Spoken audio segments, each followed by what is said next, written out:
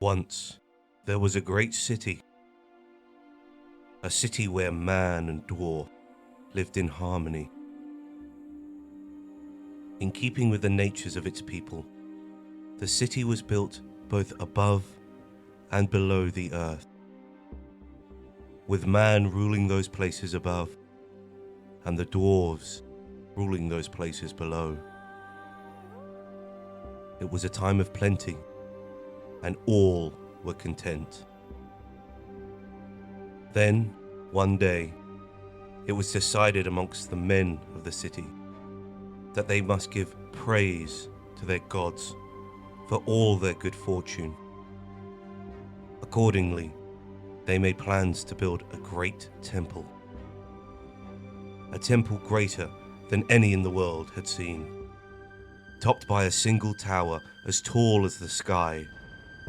And so, having sought the advice and counsel of the dwarves in their halls below, the men of the city set about their work, knowing that when the temple was completed, the gods would send them even greater fortune as a reward for their endeavors.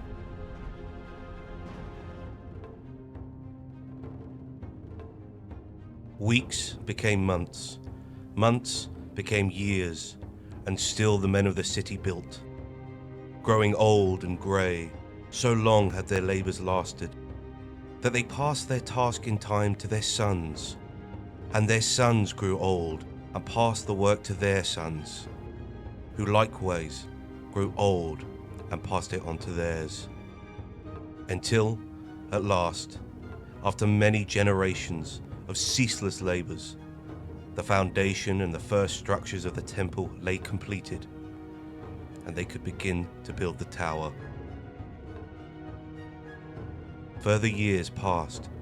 A generation after generation of men lived and worked and died to raise the tower, and with each generation the work grew harder, for as the tower grew, so it became more and more difficult to bring stone to the top. And, finding their progress becoming ever slower and their work still incomplete, the people of the city began to despair. It was then the stranger came to them, a hooded man in a cloak of grey, a man who claimed great power, who told them he would finish their tower in a single night if they would grant him but a single boon. When asked what this boon was to be, he told them he simply wished to add his own dedication to the gods, to the structure of the tower. And, thinking this a small price, the people of the city made bargain with the stranger. Dusk came, and as the last redness of the descended sun faded from the sky, the stranger entered the unfinished temple, bidding the people of the city to leave him and return at midnight. Darkness fell, and clouds covered the moons, while in their homes the people of the city waited to see if the stranger could complete his task, until, with midnight approaching, they went once more to the temple square. Went and saw a great wonder. For above them, the tower of the temple now stood completed, rising like a great lance stabbing at the heavens, pure and white. And at the very tower's peak, a great rune-inscribed bell hung, gleaming in the moonlight. Rejoicing then that the work of so many generations of their fathers was done, the people of the city turned in search of the stranger, seeking to praise him. But of the stranger, there was no sign.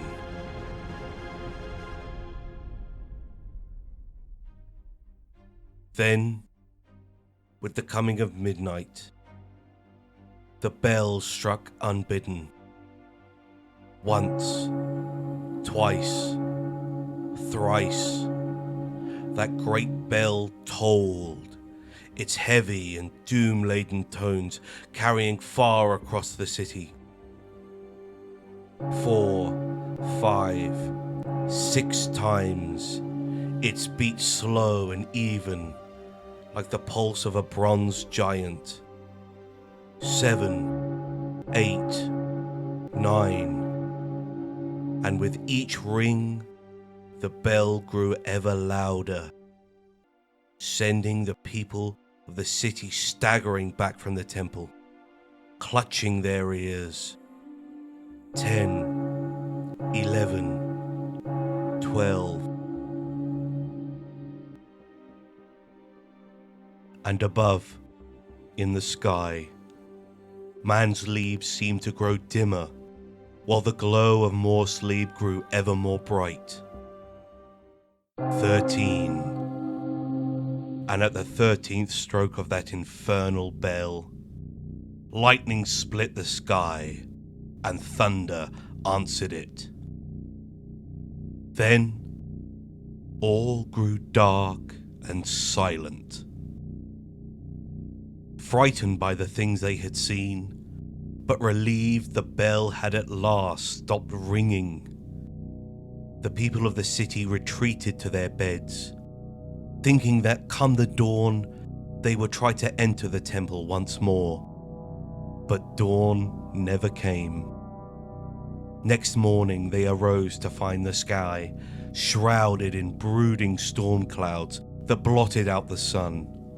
And with those clouds came rain that was black like ash, and fell in great heavy downpours, puddling the streets with darkly iridescent colours. Day after day, still the rains continued, and each night the entrances to the temple below it sealed shut against the best efforts of man.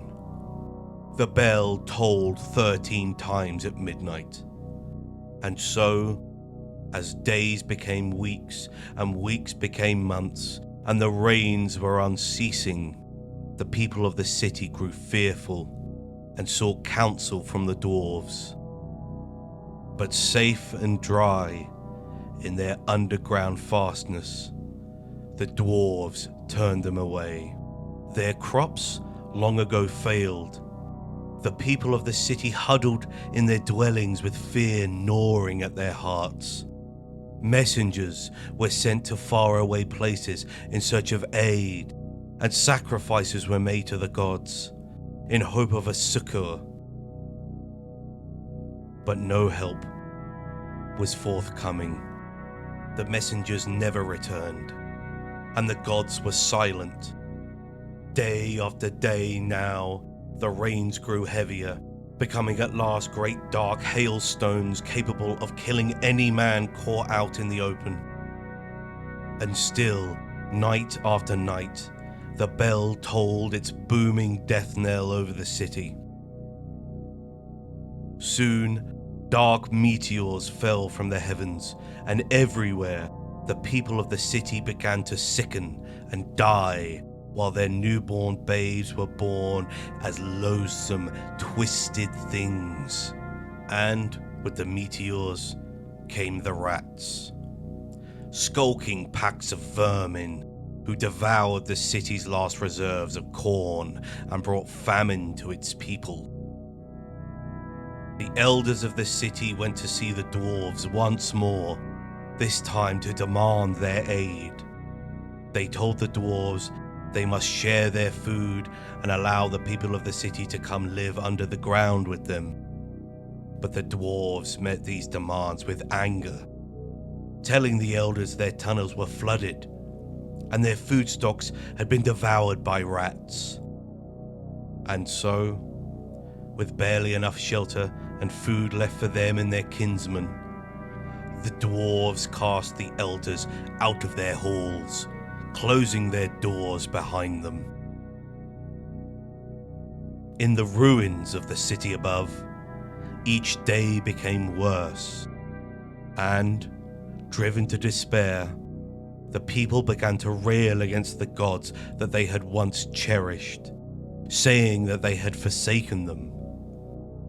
Some turned to the worship of dark powers, calling on all of the princes of evil to aid them in their time of need.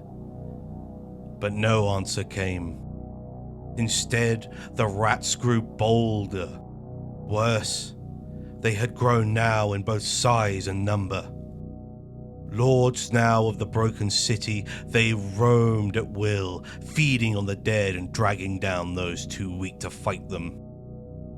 Men lived as hunted creatures in their own city, and with every midnight the great bell atop the tower struck 13, the sound seemingly ever more brazen and triumphant. At last, in desperation, the remaining people of the city took what weapons they had and began to pound upon the door that led to the dwarf halls beneath them, demanding entrance. Hearing no answer, they took up fallen beams and battered their way within, to find the tunnels below were dark and empty. Descending, they found the dwarves' ancient halls of kingship deserted, but with a few piles of gnawed bones and scraps of torn cloth to give testament to the fate of those who had once lived there. And then, glittering in the darkness by the dying light of their torches, the people of the city saw they were surrounded by 1,000 times 1,000 pairs of red and malevolent eyes. Like a vast swarm shaped of liquid midnight, the rats attacked.